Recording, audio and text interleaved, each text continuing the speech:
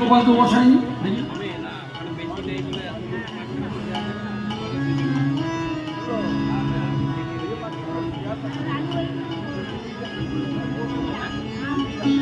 তাহলে বাড়িতে রাধাকৃষ্ণ যুগল বসিয়েছেন যে কুটিরে, তার সামনে আমার গোপালদের বসিয়ে রেখেছেন কেন? প্রশ্ন করেছেন কেন বসানো হয়?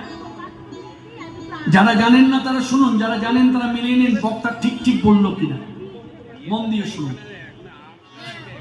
দেখবেন রাধাকৃষ্ণ যুগল ভজন যারা করে, আমি যদি প্রভু কৃষ্ণকে যদি আমি চুম্বন দিই তাহলে অপরাধ হয়ে যাবে, কেন আমার মুখে লালাটা যদি কৃষ্ণের গালে লাগে, সেখানে দিয়ে রেখেছেন আমার ছোটবেলার রূপ আছে গোপাল, এই গোপালকে তোমরা কোলে নাও, গোপালকে তোমরা চুম্বন দাও। গোপালকে আদর করতে গিয়ে তোমাদের মুখে লালা যদি গোপালের গালে লাগে, মানে আমার ছোটবেলার রূপ যে গোপাল দেব, এই গোপালের গালে লাগে, তাহলে তোমাদের কোনো অপরাধ স্পর্শ করবে না।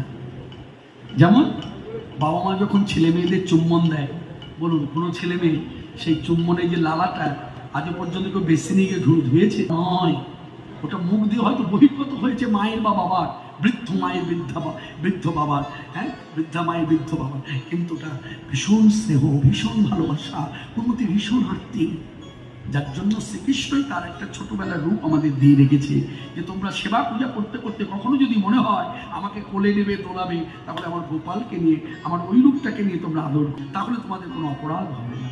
যার জন্য প্রত্যেক বাড়িতে রাধাকৃষ্ণ যুগলের আগে দেখবেন গোপাল বসে আছে। তাই গৌর হরি হরি গো।